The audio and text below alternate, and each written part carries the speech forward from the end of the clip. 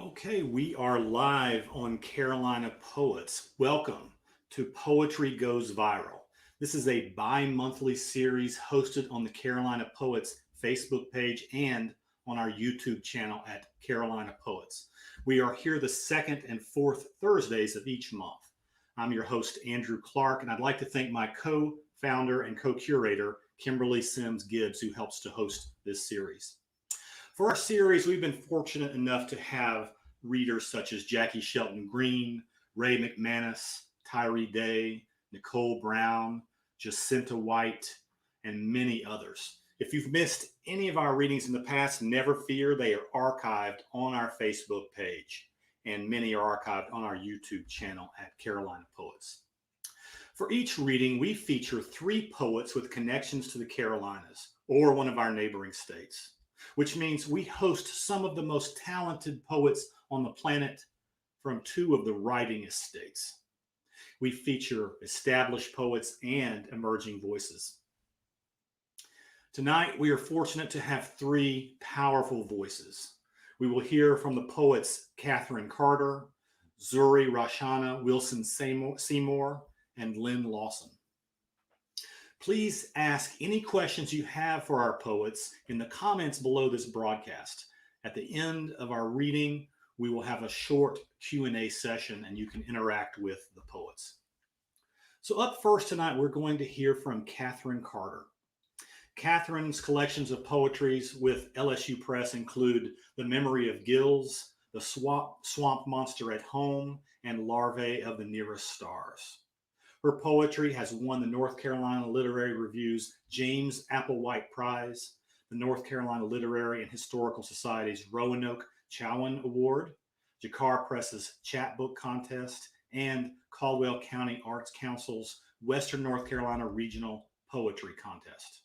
It has also appeared in Best American Poetry 2009, Orion, Poetry, Ecotone, Tar River Poetry, Ploughshares, and many other literary journals. She is a professor of English at Western Carolina University, and if you're familiar with her work, you'll know that she writes a very modest bio. So I'd like to welcome at this time to the stage, Catherine Carter, our first reader. Catherine, thank you for joining us. Thank you so much, Andrew. I really appreciate the invitation, and it is a pleasure and a privilege to read with Zuri and Lynn tonight. The first poem is about, or at least it begins with bluegills, which is they're a little lake and river fish, very common on the eastern seaboard. They are sunfish, and one of the interesting things about bluegills, at least if you're minded that way, is that the male fish will actually dig a kind of a nest in the stream floor to protect the eggs. And then the males will guard the nest and fan water over it to keep the eggs oxygenated. And in doing so, they actually change the stream a little bit. So this is called Bluegills Take Part in the Creation of the World. You couldn't say the bluegills create the stream. Pulled from it, they strangle on blazing air. And yet, those nests, those few dozen shallow divots together pocking the creek bottom in dimples thick with sunfish generations, changing creek bed, reshaping foundation. That steady fan flow of air bearing water over eggs lodged among the pebbles, ever so slightly changing the braiding and unbraiding of the stream. The work to work with the current as it is, and yet to change it just enough to manifest a place a little better for bluegills, co-creating the world in concert with oxygen exchange, tectonic motion, whirligig beetles inscribing creek skin with runes written in water, the gravity of the moon, whatever God you say. Flood of protesters in the hot streets torrent, strangling on blazing air. A woman stirring cut onions over heat, changing them just enough to turn their burning tears to something a little softer. Fingers moving the pen, the keys, the lever, and the ground of our lives ever so slightly shifting in response, recreated ever so slightly anew. The fearful fact, it matters what you do.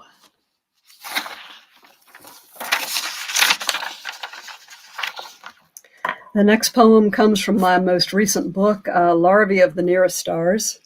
And that may be backwards on your screen. I cannot actually tell. But the poem is the literalization of a metaphor. Some years ago, I had cause to remark that people like me were coming late to the party of outrage. And when you say something like that, then you have to think about it. What's it like at the party of outrage? What kinds of snacks do they serve? How do you know when it's time to go home, if it ever is? And to imagine this, I had to create a version of myself, which I hope is slightly worse than the original. And then I also gave myself a couple of imaginary friends called Madison and Tiffany. Late to the party. It's not much of a party, though some of the people are beautiful, their songs throbbing deeper than rivers, their door grate scrolled with an iron tree of life. Few really want to go to the party of outrage, all that ugly knowledge baked into the crackers like arsenic, dissolved in the water like lead. It's been going on 500 years, or 10,000. Everyone's tired. The toilets are all stopped up. The crowds surge thick as blades of dying grass. A fire of chairs reeks and smokes on the bathroom floor, where a man in fatigues clutches himself in his arms, choking back whimpers. Stacked against the wall are half-sized coffins. One woman, her ankles fluid-puffed and her eyes blazing with veins, holds another, who is weeping softly with exhaustion. Like two great trees, propping each other up, black walnuts, tulip poplars, they keep standing, no place to sit down. We are late to the party and reap cynical glances. Only now. Madison makes remarks about how things are done here. The crack on the kitchen table, no Pinot Grigio, slits her eyes as a teenage boy shrieking curses out the splintered window. Tiffany whispers that she doesn't feel very welcome, while a tattooed girl with a rope burn on her neck rolls a black eye.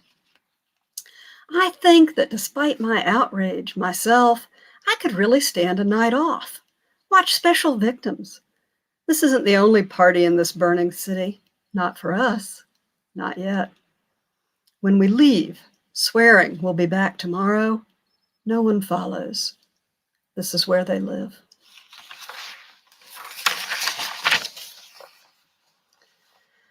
The third poem was written for a woman named Carlene, who back before the pandemic used to work in the bagel shop on the campus of Western Carolina University, where I teach. And I do not know where Carlene is now. I have not seen her since the pandemic. It's called Our Lady of the Bagels. We don't know where she comes from, are ashamed to ask. Who, over 50, chooses to stand 8 hours, 10, slicing bagels, scraping spread? Serving, dispensing the bread of life, Our Lady of the Bagels, Carlene. I take bread and cheese from her hard hands, or maybe straight from her mouth, tugged out along with silk shirts and silver forks and decades of education. A magician for whom there is no end to the tricks or the riches, whose weary assistant lives on tips. What'll it be, she says. Sesame seed, grown in the home of the oldest gods? Asiago cheese, flown across continents on steel wings? Wrinkled raisins and cinnamon bark? I want everything, I say. Give me everything. And with no other word, she does.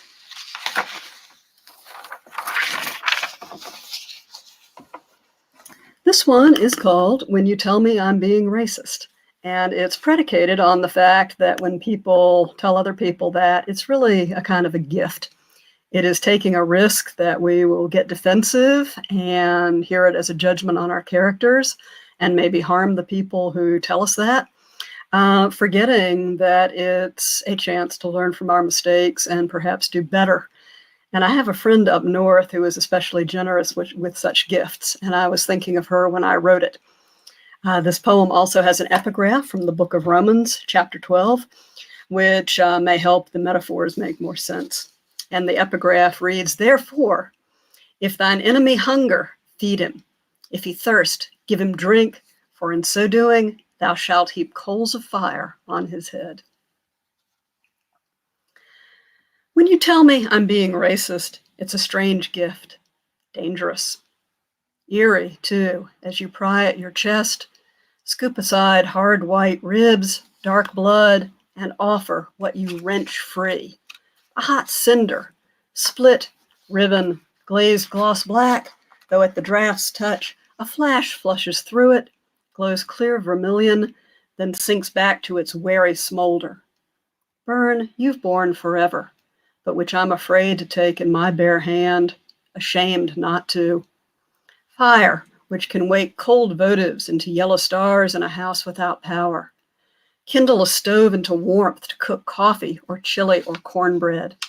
Flare into flame to light a whole world, light by which I must see you anew, and this world, also myself, knowing it's going to hurt. You can't trust me to see the gift's grace, receive, let alone embrace, the burning wafer. Yet you still stand, chest cleft folding slowly together, as we wait to see whether I will, as you go on, holding out your lifted palm, coal pulsing redder, skin beginning to smoke.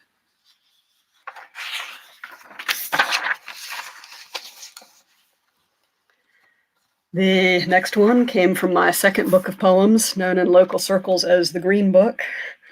LSU their covers tend to be very much of one color. And it is based on a saying, which I'm sure you've heard, sometimes talking about civil liberties for people who are LGBTQ, someone will defend denying those rights by saying God made Adam and Eve, not Adam and Steve. And this is kind of like the party of outrage, and that once you hear that, you start thinking about it. Though, as it turned out, the playwright Paul Rudnick beat me to this by quite a long time, but you do what you can. So you start thinking, or in this case, I started thinking about how some of the tropes of Judeo-Christianity are maybe connected to various kinds of dominion, to use the biblical word, in more than a coincidental way. So this is called the Book of Steve. God made Adam and Eve, not Adam and Steve. But what if God did? What if I showed you the lost book in that cramped hand some call Moses, right to left, you read Hebrew, right? The Book of Steve. Stefan, if you're Orthodox. Esteban, if you also worship the Virgin of Guadalupe. But never mind those dark Madonnas. The Book of Steve. Much like the rest of the Pentateuch, you'll recognize the style, except that it was before Genesis 1, when Steve became a living soul, a lively, friendly soul. When those animals came questing, Steve was thrilled. He scratched their ears as he named them, pulled their ticks, asked them what they thought they should be called. So he was scratching and chatting, naming away, when up came Adam. Yahweh had been practicing men. Hey, dude. Hey, Adam. You think this looks like a crocodile? I don't know. More like a fox? They had a few beers, Yahweh's work of the day, named 5 kinds of ants. Steve got carpenter, leafcutter, sugar. Adam took fire and soldier. Probably they made love, probably a lot. The world was young then, but the Book of Steve is demure. Moses or someone drew the curtain of discretion. When the curtain comes up, the snake still has brief feet, but Adam is changing the name to better ones, and Steve's not there. It seems there were complaints. Steve talked too much, always on about feelings, food, the slant of a light. Sometimes he wanted to be on top. He took the remote and didn't give it back when Adam glared, and his chest wasn't nearly enough like a pillow. It was all too much. The end of the book is torn out. There are marks of fire. No one knows who defiled the Book of Steve, but in some stories, It is said that Eden has other quadrants, and that Steve is in one of them. Steve and the snakes with feet, and other people who missed the next book, the rock preening its iridescent plumes, the unicorn lipping apples, the manticore having a dust bath.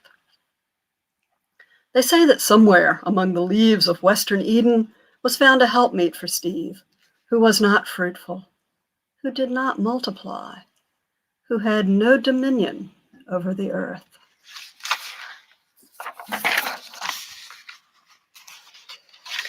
I have two more. The first one is about my life as a clumsy person, more or less, and my mother has a cameo in it. It begins with a slightly mangled quote from the Hindu epic, the Mahabharata, although that is less because I know anything about Hindu epics and more because this quote is supposedly what Robert Oppenheimer said after the initial tests of the atomic bomb. It is called Disaster Walking. I am come like time, the waster of peoples, like death, the destroyer of worlds. Where the marsh shelters a rare sea aster, there I trip, stagger, and crush. Where a sprinkler head lurks in long grass, there my blind heel falls, smashing and shattering. If the lid of a jar in the cupboard is loose, that jar I seize, and the ensuing crash, the splash of vinegar and glass are vast. These feet are drawn to slicks of algae, plasters of mud, these shins to sharp corners, these fingers to burners that blister and ratchets that bruise. I bite my own cheeks, poke my own eyes. The sleeve of my shirt snags the toilet paper holder, yanks it right out of the wall. If I tug on a shade, it unfurls forever. Never master of my hands, avatar of chaos and entropy, I stumble across the earth's crust, slipping, dropping, doing damage, sometimes slow, sometimes fast as a javelin, hurled by some three-eyed god of not so random. At last, even my mother said, "You are a walking disaster." And who should know better than she, who opened the gates of flesh to free me, who loosed me upon this world. And I will end up with a new poem which revels in the title Black Wool Coat on a Hook. And I realize that does not sound very exciting, but I expect you all know that even the most mundane things are connected to a whole lot of other things in ways that are sometimes very roundabout and sometimes very direct. Our food and toilet paper and plastic wrap and paper clips all come from somewhere. They all come from the material of this earth and the lives of this earth. And the same is true of our coats. Black wool coat on a hook. It hangs so quietly, its lines straight and still. Nothing to see here, if you forget that, like everything, it's the headlight of an endless train, the vanishingly sharp point of a mile-long pencil stiff with story.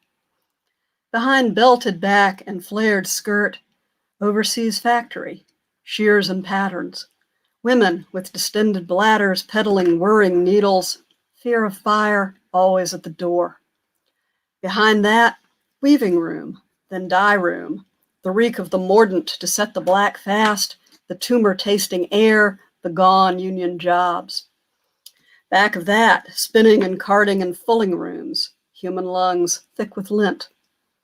Further, the slow adventures of sheep, oily fleece under the shears, slotted pupils, shearing efficient and gentle, or slashing the shivering flesh, crouch of the herding hound, spring young, kept to rear or taken for Easter, to wash their devourers in the blood of the lamb.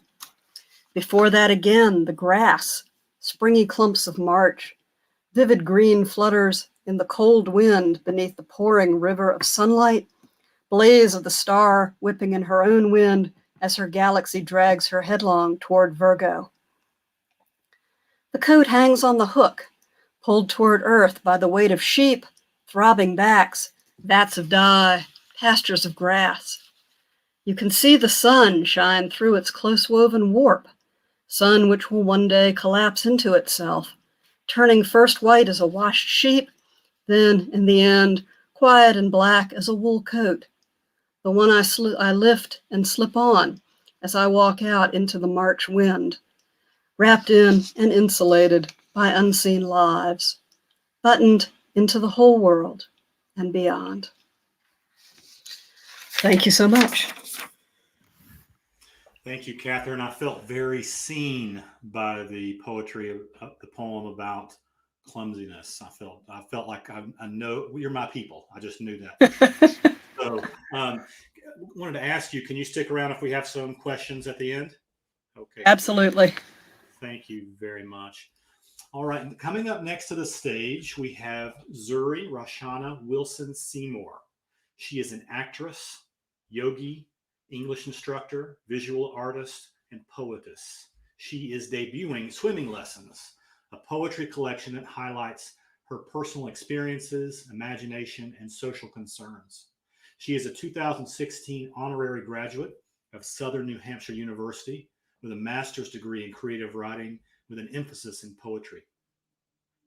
She is the South Carolina first-year winner of the 2018 National Poetry Recitation in Washington, D.C. as the appointed South Carolina Poetry Out Loud Coordinator of the South Carolina Art Commission 2017 through 2019.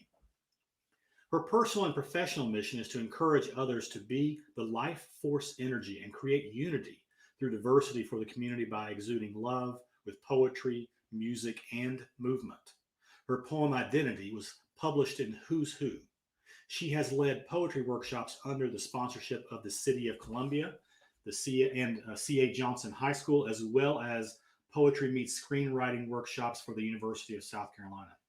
She was inducted into 2 honorary societies in 2015, the National Leadership and Success Organization and the Society of Sigma Tau Delta. For more information, please visit her website, and I'm going to drop the link in the chat. With that, I bring to the stage Zuri. Blessed, beloved beauties, all whom have supported throughout the years, thanks for chiming in to experience my feature for Carolina Poets. Thank God for the gift and passion of poetry. I want to thank my husband, Nathaniel, my mother, Betty, my brother, Tariq, my late father, Barry, my late brother, Marcus, for all the inspiration of my poetry. Thank you, Andrew Clark, for this platform. I'd like to thank my editor, Poet Al Black, fellow writers and Jagnas, Pastor Baba Derek Jackson, Dr. Kwame Dawes, Dr. Charlene Spirian, Jean Washington, Glennis Redmond, Dr. Ernest Williamson, Dr. Ed Madden, Gary Glassner, Joy Young, Julia Brown, and the South Carolina Arts Commission. Donations are accepted on Cash App at Zuri Wilson-Seymore. Without further ado, I would like to share where I am from, which premieres in my completed manuscript titled Swimming Lessons. From.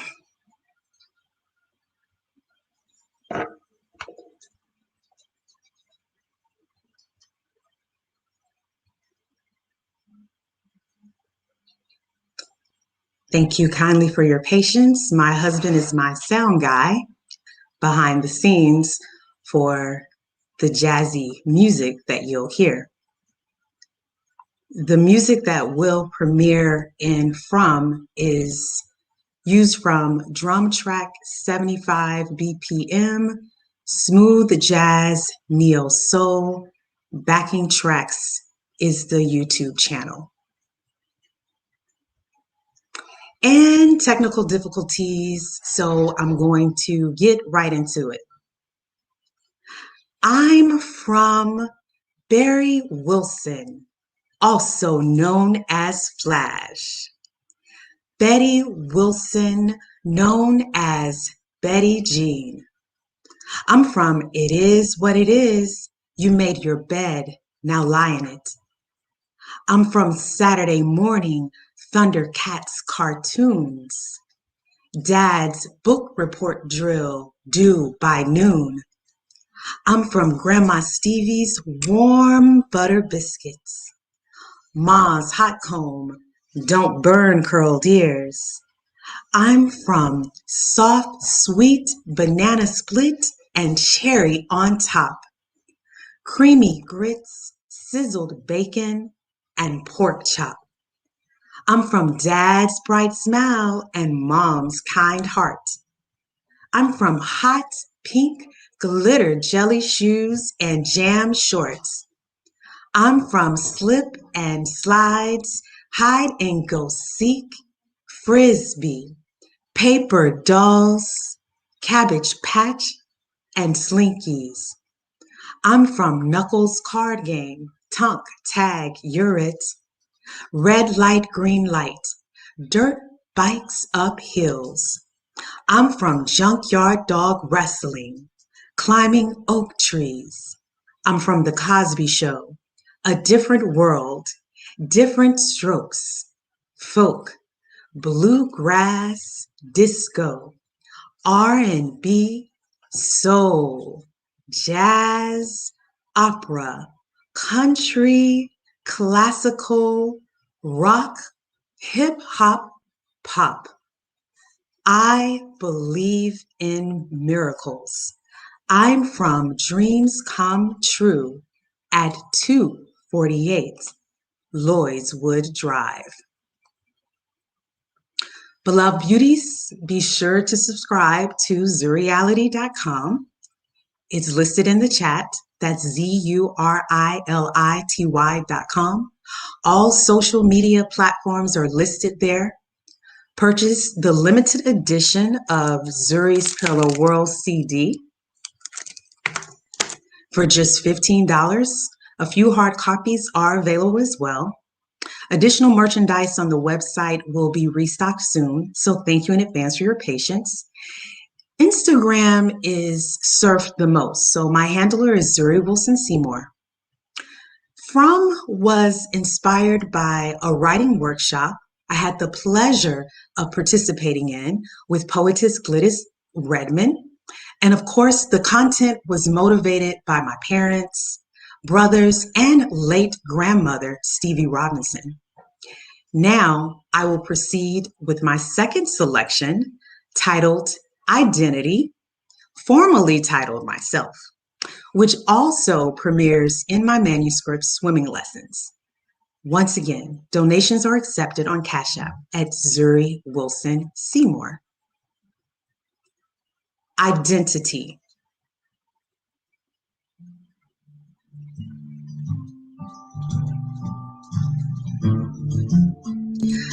Pharaoh's interesting life. World spins in violence in holy shoes. Steps on nails. Burnt by stove. Seen crack snorted. A child beaten with drop cords. Gunshots, blood, head pushed through garage glass. Embraced her emotions, knows when to tell a brother, don't touch me. A pharaoh deserves doors open for her. Not eyes rolled, teeth sucked, envious stares, reek of cow pasture and the musk of skunk. Stripped of golden chains and diamonds, replaced with 25-cent candy charms and 10-cent ring pops. She envisions a world of families, friends, rivals, coupled like jigsaw puzzles, hearts filled with laughter. The music used was dark Southern rock, guitar backtrack, jam in D minor. I love the guitar. Elevated Jam Track channel is a YouTube channel. Follow my journey by subscribing to Zuriality.com and following me at Zuri Wilson-Seymore on Instagram. Identity, formerly titled Myself, was encouraged by things I have witnessed in life. Lastly, I will conclude with my latest piece, my final selection, and I will share the title at the end, so listen closely.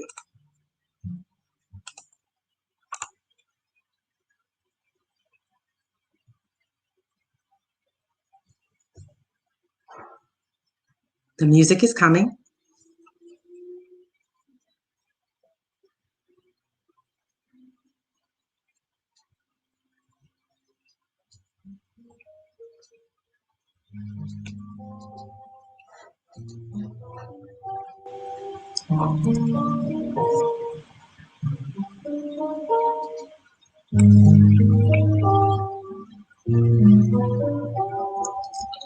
Bloat, bulge, belly, pelvic pressure, countless knots, saturate stomach, bladder clog, prayer to ancestors, low iron, nauseous, bedside bucket, sharp sciatica stems from nerves, no bike rides, no 7-mile runs, doctor visits, heal thyself serves. 2 years, no diagnosis, shuns. Self-study referral requests, urologists, gynecologists, some medical doctors suggest. Hysterectomy, abdominal myomectomy, third opinion, a charm expressed. Radiologist UFB procedure. Self-conscious, depression settles. Raw tea remedies, hot kettle. Tributary flow so heavy. No open myomectomy. Chetland iron for anemia. No energy home cinema. Large distorted body image. UFV procedure shrinkage. Risk removal of uterus. Procreation is life's purpose. Rob childbirth opportunity. Thank God, no hysterectomy. Chose non-invasive procedure. Fluoroscopy injection. Growing paper cut receiver. Optimal health, the direction. Diet of fiber fig fruit treats. Many meditations and chants. Yoga and bike rides. Sharp pain beats. Womb transformation confidence. Visions of 7-mile run soon. Fertilization manifests. Divine intervention attune. Pharaoh's transparent life so blessed. Fighting fibroids. The music used was Just Wanna Stay Here Forever by Laffy Hip Hop Mix, Dreamy Channel. Beautiful, blessed beings. Fighting fibroids is a real-time life story of complete transparency. My intention with the narrative poem is to help other women come forth to tell their story and to uplift women who were pushed aside when articulating the symptoms to healthcare providers that ignored them. The extended version of my story will premiere as a documentary as a relaunch of my YouTube channel, Zuri Wilson-Seymore. Remain informed at zuriality.com. Don't forget to subscribe and follow me on Instagram at Zuri Wilson-Seymore. For the release date, once again, donations are accepted on Cash App at Zuri Wilson-Seymore. Thanks for listening. Peace and blessings. Thank you, Zuri. We love the music and the poetry together. Thank you so much. Oh, thank you so much. Yeah. Can you join us for some questions at the end? Absolutely. Okay. My pleasure. Excellent. Excellent. So coming up next, we're going to hear from the poet Len Lawson. Lynn is the author of Chime from Get Fresh Books 2019 and the chapbook Before the Night Wakes You from Finishing Line Press in 2017. He is also co-editor of Hand in Hand, Poets Respond to Race by Muddy Ford Press, and The Future of Black, Afrofuturism and Black Comics Poetry from Blair Press. His poetry has been nominated for the Pushcart Prize and Best of the Net.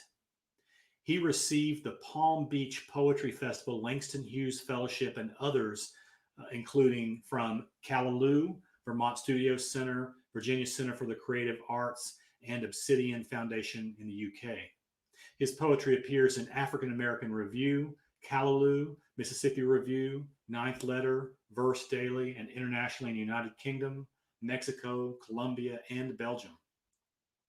Lynn is also a PhD candidate in English, Literature, and Criticism at Indiana University of Pennsylvania, earning the 2020 IUP Outstanding Doctoral Student Award. With no further ado, I'd like to bring to the stage Lynn Lawson. Hey, Lynn. Hey, thank you, Andrew, for that intro. Totally on point. Love the t-shirt. Appreciate it. I couldn't help it, but when I saw it, I had to pick it up. But thank you so much. I'm just reveling in the poetry of my fellow panelists here, Catherine and Zuri. Catherine, those poems were so spot on, and Zuri, they were so intense, especially with the music. I have to mention in another life that Zuri and I were incoming freshmen at Winthrop University at Rock Hill, Rock Hill, South Carolina. So look where we are now. Amazing. So I'm going to get right to it. And I'm going to start with some newer poems, newish poems, and also some not so newish poems. So this one that I'm going to start off with, I actually wrote this week, which is showing how other poetry can inspire you. So this is called Biden Wants to Be a Past Participle. And there's an epigraph from Francine J. Harris, an outstanding poet, from one of her poems, with a line that says, Obama wants to be a palindrome, and Bush a repetition, and Clinton a member of parliament, funkadelic, and Bush an onomatopoeia, and Reagan a soliloquy, and Carter a French jeweler, and Ford a Norse river, and Nixon a conundrum, and Johnson an etymology, and Kennedy a mononym, and Eisenhower a rhetorical question, and Roosevelt a color, and Trump wants to be them all.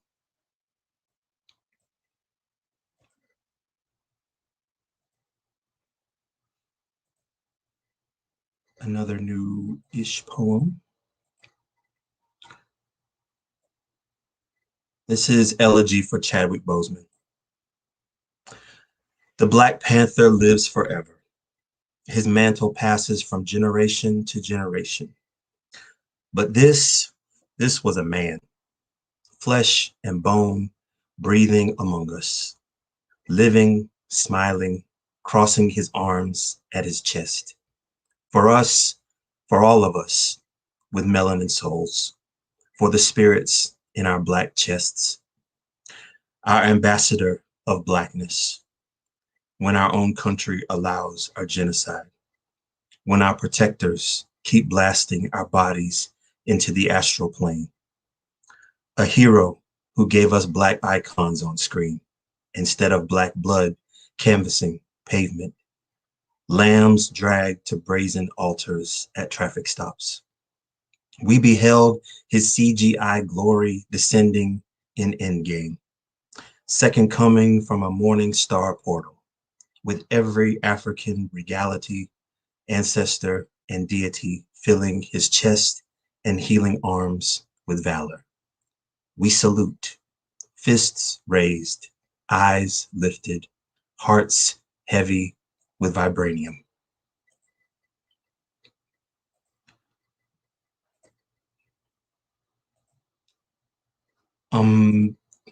This poem is called Work Is When It's Not in a manuscript that I'm working on. So loosely it's called Work Is, and it's inspired by a poem called What Work Is by Philip Levy. Work is standing outside to shake loose the dawn, with brown paper bag of lunch in one hand and cigarette lamp to light the world in the other. Watching both lanes of highway in front of home for the ride that will carry you into the jaws of the factory. Work is standing outside on breaks in a chanting circle, heaving plumes of burnt offerings from cigarettes while you and your cohorts discuss babies and mamas and baby mamas and baby mamas, mamas, hoping to pry open the jaws of the factory for overtime to save them all.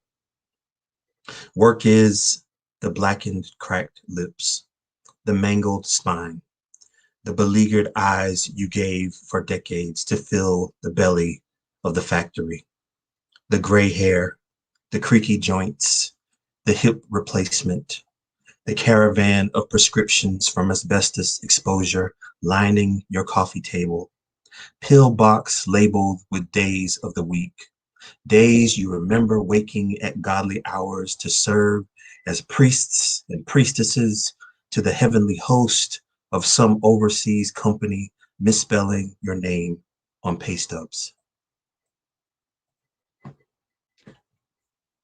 Okay, so those were like newish poems. I'm going to read a few from my collection of poems, Chime, which came out in 2019.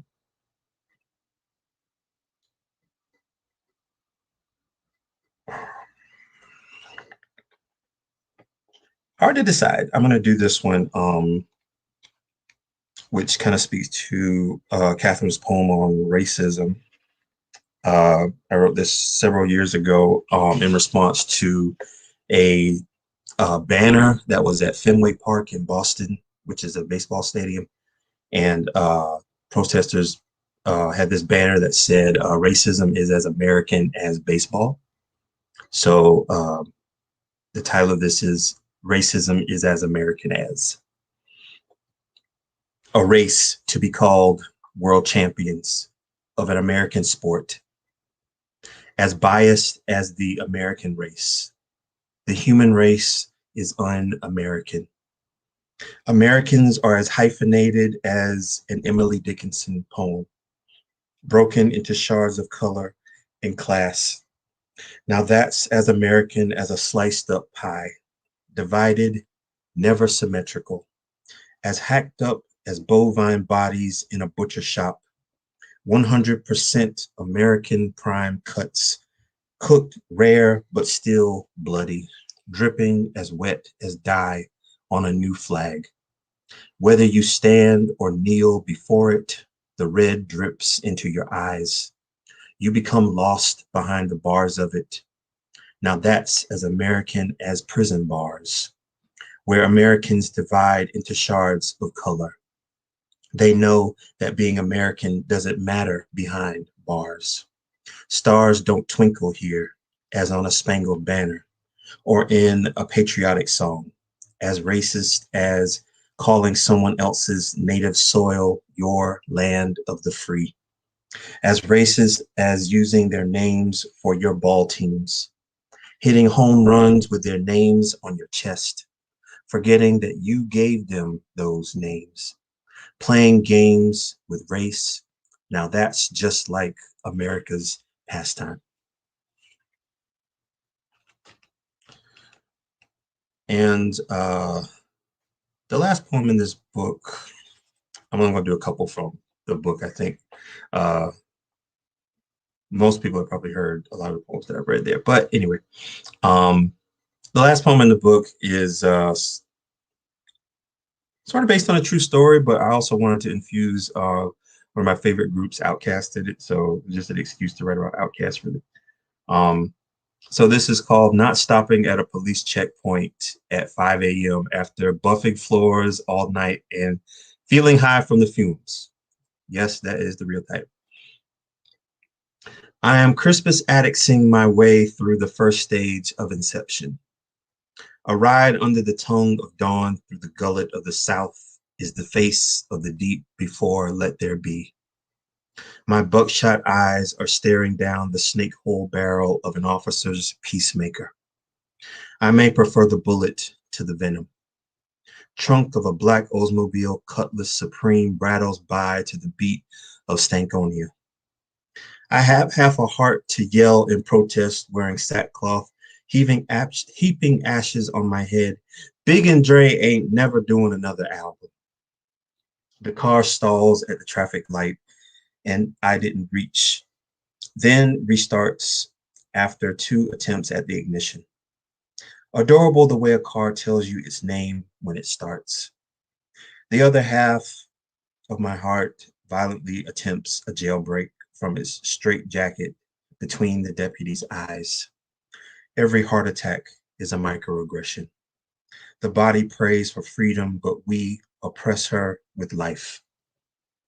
A glance at the horizon before the badges wreck me to the pavement, wondering if Zion will remember her daddy this morning. You give your daughter an African name so you can hold the distant motherland close, like you can't hold the little girl now. The glory of God rests on Mount Zion, where angels ascend and descend, lifting me from the street and speaking truths in unknown tongues to me, but apparently known to the sheriff's finest, because when I touch down, I'm doing 70 on the long highway home. White feathers pirouetting above the dash to the beats of So Fresh, So Clean, with nobody dope as me.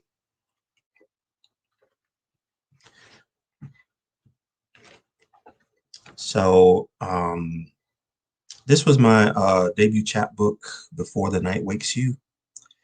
And I'm going to do a couple of poems from it, and I'm going to end with some more newish poems.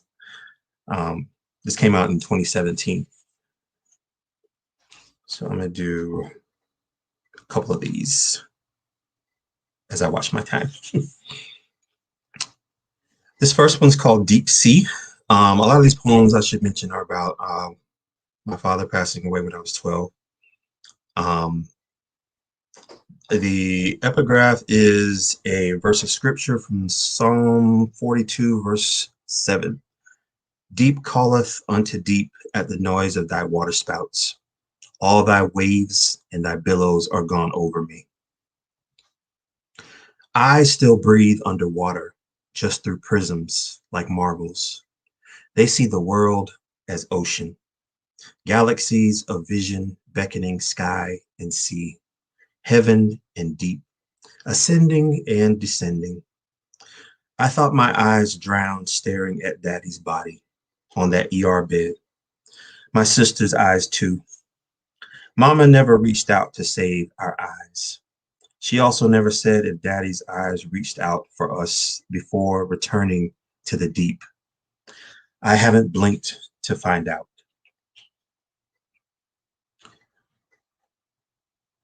And this next poem is called Uncle Jay's Blues.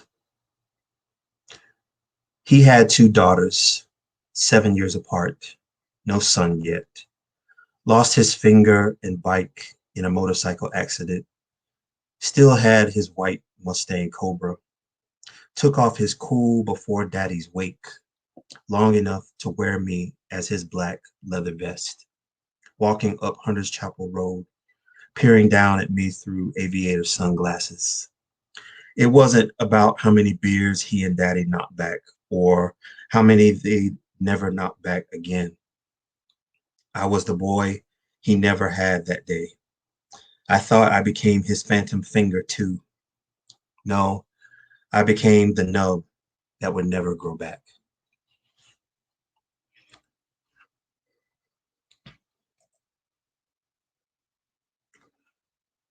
So, trying to gauge my time here.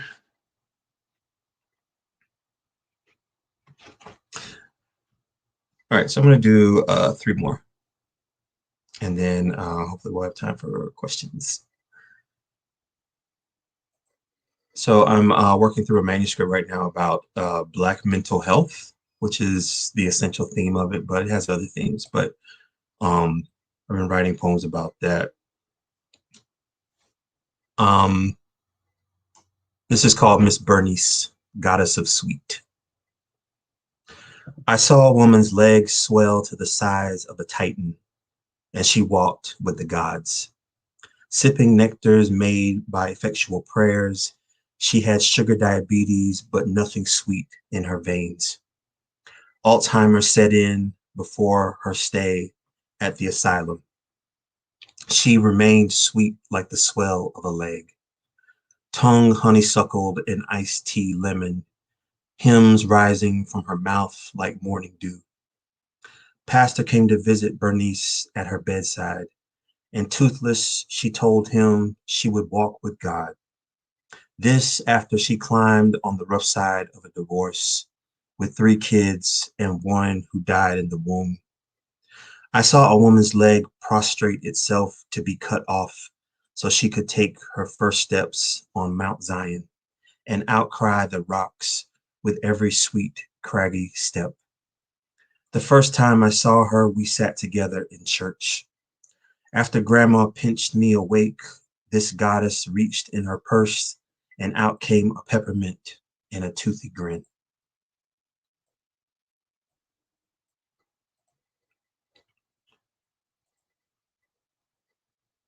Okay, so this next poem is a Villanelle, which is a poetry form with 19 lines, and the first and last line of the first stanza repeat. So this is my attempt at form. Again, dealing with Black mental health. So this is called Birdie. Birdie saw real fruit hanging, blessed by the seed of God's hand, but they too were strange. She saw the fruit of her womb, and she loved them rind and pulp. Birdie saw real fruit hanging.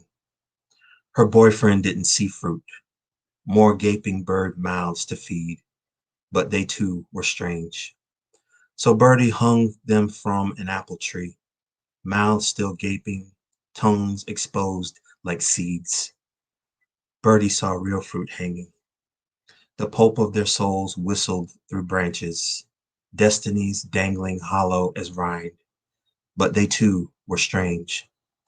She stares through rusted bars on her windows at trees in the backyard of a psych ward.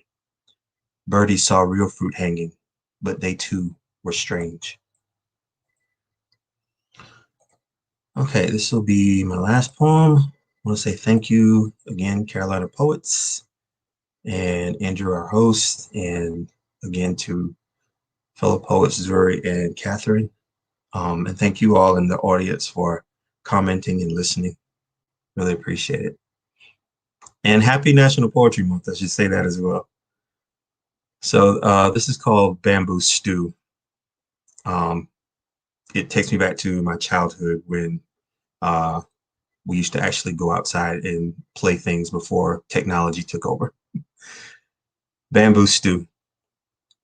We challenged each other to be chefs as kids, without white hats or white aprons, without tools or recipes. We played with nature, filled found pots and bowls from the woods with mud, berries, leaves, and bark, whatever Mother Earth allotted. With discarded and snapped tree limbs, we stirred and whipped and beat nature's fragments into wholeness, until one of us went into his house and lathered his pot with shaving cream. The dreamy white of it, the holy viscous foam, stimulated froth from our mouths. It was no longer a game, now competition. No matter what the rest of us found in our parents' double-wide trailers, we could never compete with the whiteness that changed the game. Thank you. Wow, thank you very much, Lynn. We appreciate your reading. I'm going to bring everybody back on stage. And while I do that, I want to remind our viewers, please support art that moves you.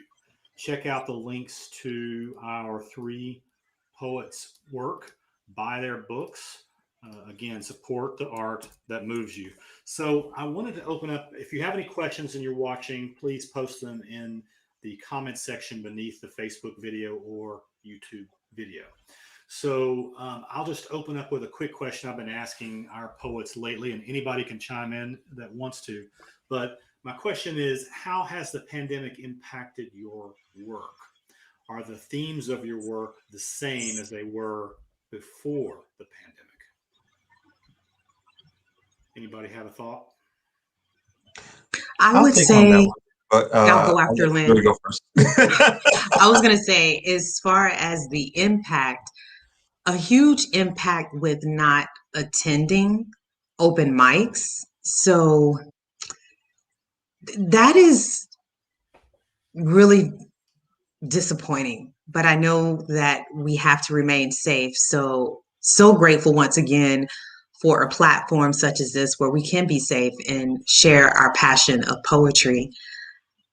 I write a haiku poem every day. I would say that the impact has affected my writing somewhat, as far as perhaps more melancholy pieces.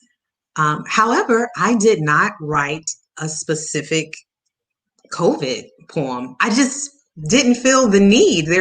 Because there was the flu and pneumonia and just so many viruses that exist around the world. I didn't feel inspired. Definitely felt inspired to encourage loved ones and be as positive as possible, but just did not feel the need to write a selection specifically about it. Catherine, Lynn, how about you guys? Yeah, I was gonna say that I too did not write the pandemic poem or haven't written it yet, but it has inspired a lot of people to write that poem, with losing loved ones. And again, sorry, Zuri, for your losses there. Thank you. That you eloquently place into your poetry. But people have been using poetry a lot as like therapy, and I think a lot of that culminated with the inaugural poem from Amanda Gorman, and how she just kind of rolled that and just everything else going on in the country into one thing. But I just think that for me to write that poem, it would have to be something more personal, perhaps, that impacted me, or something that I was working through. And I was just, I guess, enjoying seeing everyone else's work. I'm an introvert by nature, so this is my time. So not being around people for a while has been really inspirational. Like I've been able to write more, I guess, but definitely that element of being around people and being connected to humanity has been lost. So I echo that as well. Catherine, how about you? Any themes different for you now than they were a year ago? I think you're muted. Yeah, sorry about that. Not really. I have a slightly melancholy nature anyway, but and I kind of hate to say this out loud, but the digital option, it has just opened the horizon. In Cullowhee, generally speaking, half an hour is about one way is about the bare minimum to get to a reading, and Asheville's an hour one way. And on a school night, it's not so easy. This way, it is lovely. I mean, I've been to more readings this year than for years and years and years, and that part has been really great. Yeah, I hope we sort of keep some of the elements of this community we've developed because I feel closer to some of the online poets that I've discovered, that I did. Maybe some people I've met at readings, right? So it's just because you find your tribe, if you will. So I do hope we keep that aspect of things. So Zuri, we do have a question for you. So Nathaniel asks, what inspires you to create meaningful art in a world where plastic is often preferred? Okay, well,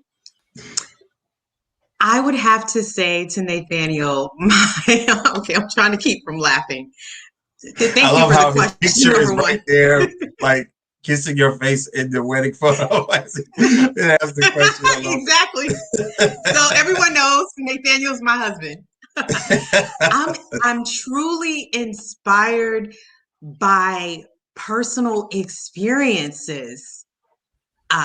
Yes, it is unfortunate that our world is quite plastic with numerous surgeries that people pursue, especially, I guess I would say, cosmetic surgeries, where people are just dissatisfied with the beautiful image that God made them in, or not wanting to put in the work that it takes to transform our bodies. We love fitness, so we'll even work out in pain. But I do say, listen to your body and write about what's on your heart. I hope that answers your question, Nathaniel. Great question, Nathaniel. Absolutely. If she didn't answer, you can ask her again later. Absolutely. So Nathaniel also has a question for someone who's not his wife. He has a question.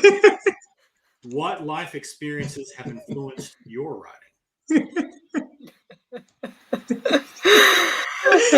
Thank you, Nathaniel. That is very kind of you. Most recently, I saw a black wool coat hanging on a hook. These dramatic experiences. But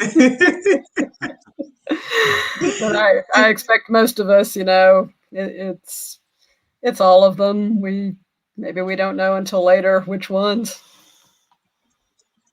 They find their way back into our consciousness, right? Mm-hmm. So I have a question for Lynn from Nathaniel, which is great. Hey. You know what that means, Lynn? It means you made the cut, which is really so. Or it means he's 3 for 3. Like, he's shooting a shot everywhere. We love the question, so we're very thankful. So I love how you incorporate African pop culture into your work. Who are some of your favorite artists and why? Yo. Fabulous question. Okay, it goes Outkast, probably Goody Mob. I gotta say Notorious B.I.G. There's probably 2 more in that top 5 that I have to spend more time thinking about. Everybody should have the top 5 ready, but I'll think about it later. But yeah, actually, I've been really thinking about doing like a full length collection on just Outkast songs, just to just get it out of my system. So it's cooking. Let's just say that. But yeah, I'm definitely here for that. So let's hope. Let's hope we see it. Maybe before the decade's out. Who knows? But I use a lot of those like pop culture references, just because that's what, like with Zuri's poem said, like where I'm from is like cartoons and music videos and movies and all that stuff is in here. So when I'm writing, it'll just come out when it will. That's just the language that I grew up on, and so that's part of my poetry. Sometimes when I think about, or when I try to like make notes for a manuscript, I'm like, man, I use a lot of references. I gotta stop because there's a lot of work to try to tell people like, what the heck are you talking about? So, yeah, I appreciate you noticing that. The manuscript, right? Yeah, it's like a big appendix in the back, but So I have a question for the group, and I guess Zuri's performance with music sort of made me think about this. We've had some other performances with music in this Carolina Poets series. Allie Marshall did a musical performance as well. But I find that a lot of poets seem to also have another art form. It's like our brains are firing too much for just one thing. And so you see musicians. I've met poets who are like amazingly talented at making quilts and knitting, and they're painters. Playing, singing in a rock band or whatever. Do you guys have, I know Zuri, a little bit about yours, but is there anything else creative that you do that sort of like tickles a different part of your brain that maybe informs your work or just gives you another outlet? Zuri, you want to start since we know a little bit about yours? Sure. Thank you. Well, there are definitely lots of other passions that's brewing, and one would be the life of a thespian. So I have not auditioned for anything in a very long time, and I try to focus on 2 of my passions at a time, and then I'll revisit another. So my BA degree happens to be in theater. So for me, I like to incorporate that theatrical aspect of a performance in a body language and incorporating music as well. And I do love music. I love the guitar. I'm going to revisit it. I have been slack extremely, but I'm going to revisit it for sure. Love that instrument. Sometimes it's hard to do all the things that we want to do, right? It is when there's so many interests. So Yeah. have to really chime in on one or two at a time and really massage that passion and then move forward when it's at a certain point. So I've completed my manuscript and now it's time to transition it. Thank you all, into the book format.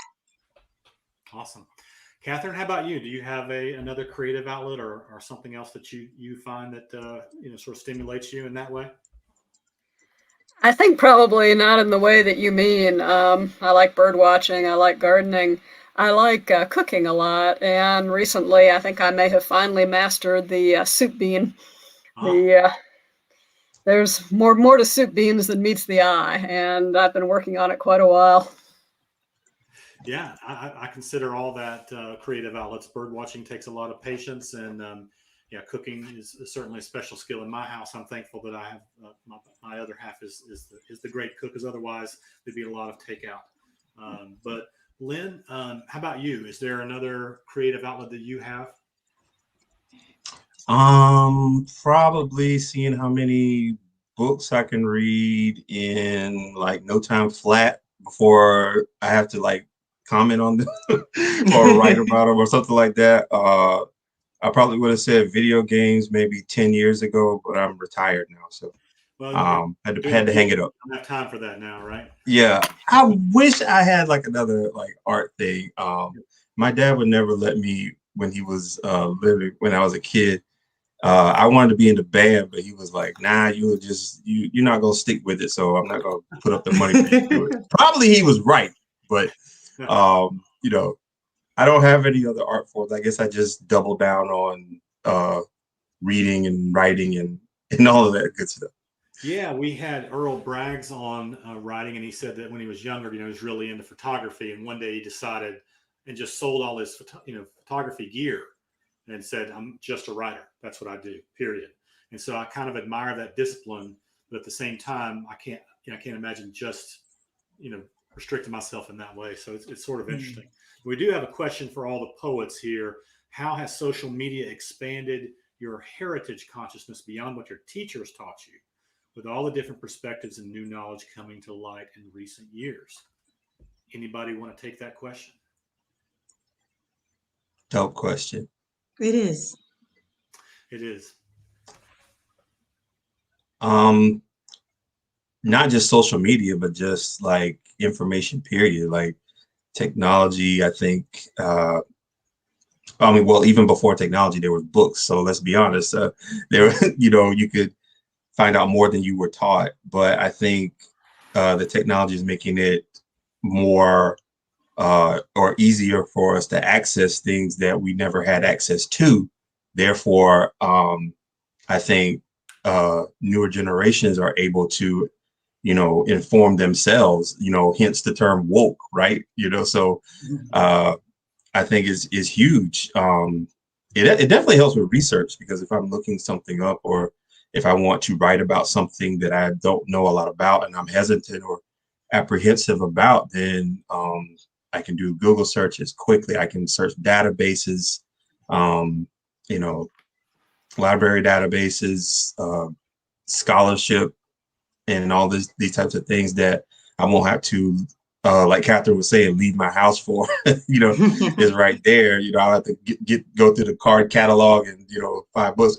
Although when those things were the only things to do, I was that kid in the Winter Library, just digging away. But anyway, absolutely, and it's going to change even more in the next 5 years, 10 years, 15 years. Who knows what's coming down the pike? So, I don't think I always say this to academics. I think we do poetry a disservice by just trying to confine it to one thing and saying that this is it, and this is the only way that we can see it, or, you know, or this is the only way we can write about it, or this is the only scholarship there is, or we canonize certain things and people and leave everything else hanging. But social media allows poetry lovers to dig into what they love as well, not just from books or universities, but also through social media, through other avenues like Zuri was saying about her YouTube channel, and all these other things that poets have access to. I mean, look at us right now. We're on, you know, Facebook Live. And so all of these things are available to us. Why not dive right into them? Yeah. Catherine or Zuri, any comment on that consciousness that's maybe elevated above what you were taught? I actually concur with Lynn. Social media and technology, collectively speaking, from personal social media platforms, just being a click away from sharing a flyer or commercial to inspire, I will use my experience with my other passion, which is yoga, as an example, collectively with poetry, because I do incorporate poetry with yoga. Prior to the pandemic, I was teaching at a spa, and I'd always conclude with a meditation and a haiku poem to inspire the participants. But throughout the beginning of the pandemic, one thing that was on my heart to do was to give back to those whom weren't able to physically go to a place and practice. Of course, it wasn't safe for any of us. So on my Instagram page, I gave back by doing approximately, I think it was 3 or 4 Instagram live yoga sessions to help people with de-stressing. And in conclusion, I would invite people to come on and we'd talk about it. And I will conclude with what really just inspired me the most throughout that experience was when one young lady told me that the session saved her life. I was just like, wow, that is really deep. And so right at our fingertips, we can save each other's life through our poetry, our yoga, a positive quote. You never know who's going down the timeline and what they're going through, and how a positive post can really change someone's life. Yeah. Catherine, I know in the academic world where people are always challenging, you know, with this limited canon, as Lynn talked about, that we've had historically, and we're broadening that.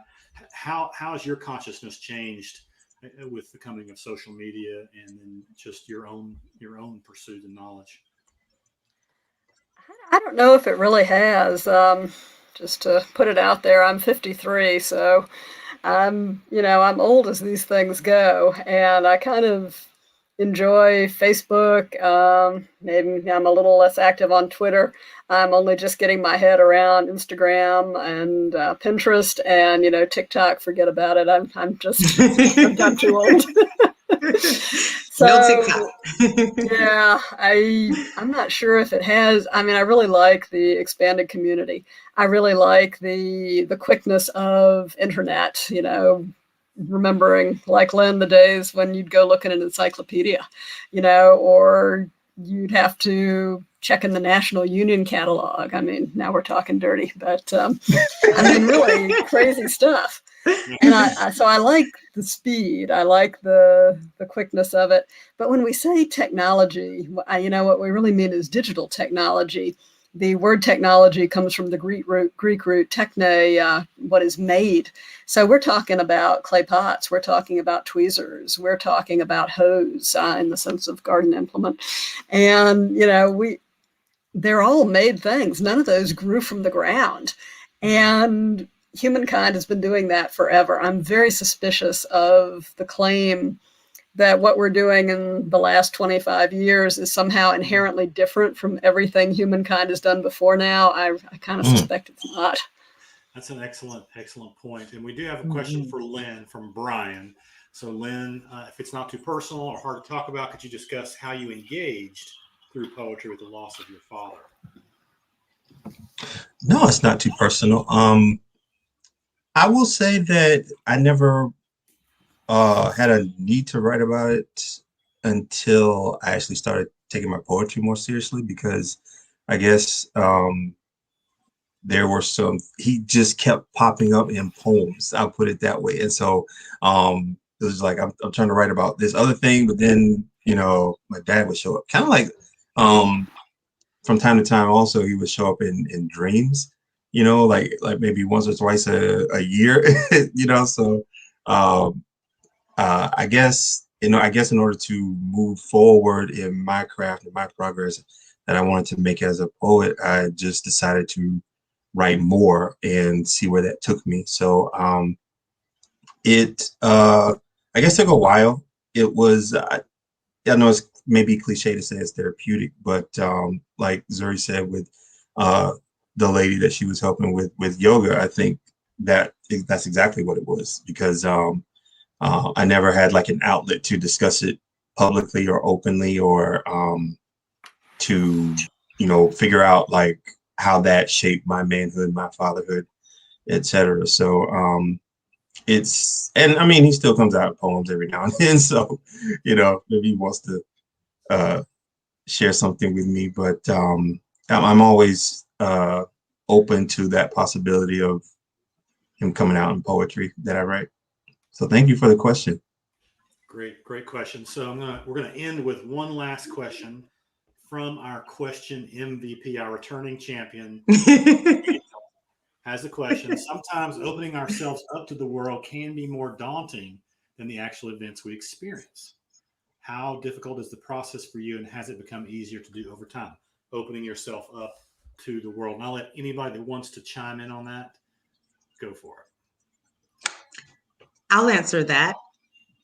It is extremely daunting. For example, my last piece, Fighting Fibroids, this is something that I mentally prepared myself for ever since Andrew offered me the opportunity to premiere on such a beautiful platform. I began to speak into existence that my intention would be to write a piece, and I had already titled it, and I didn't write a word. As a matter of fact, I waited probably less than a month before the feature to write it, because I had to let it come organically. But I'm actually a very private person. And, my husband and I have a lot of conversations about complete transparency. And to the people that are so thoughtful to follow us on all of our social media platforms, to just reveal the realness and let people know that, hey, I'm real too. And we experience health situations, financial situations, loss of jobs, all sorts of things, for people to be able to identify with someone that they follow. And when I began to share with just other females behind the scenes that I was going to write this piece, they were like, please do, because they don't feel comfortable talking about it. And it's therapeutic, it's refreshing. And I'll conclude with, many women have no idea, because I didn't until one of my closest friends, Kelly Jolly, told me about a procedure called UFE. And I pursued my healing process with Dr. Lipman. It is literally a just very faint paper cut incision, opposed to a woman being cut across her stomach for an open myomectomy, or losing organs where she no longer has her uterus and goes through a hysterectomy. Like, it's avoidable through this procedure. And I said, so many women don't know. I didn't know, but thank God for that. And I want to inform women that do not know. There is a way to be healed from fibroids without having to be mutilated. Well, we appreciated your vulnerability on that poem, and it really Thank you. was very powerful. And that's kind of where that, to Nathaniel's question, where that comes in. One of my friends, you probably know the writer Tommy Hayes. He talks about, think about that thing that you don't want to write about. That's the one you need to write about. So maybe for Len, it's dad. For Zuri, a health issue. Anybody else want to comment on that before we close out?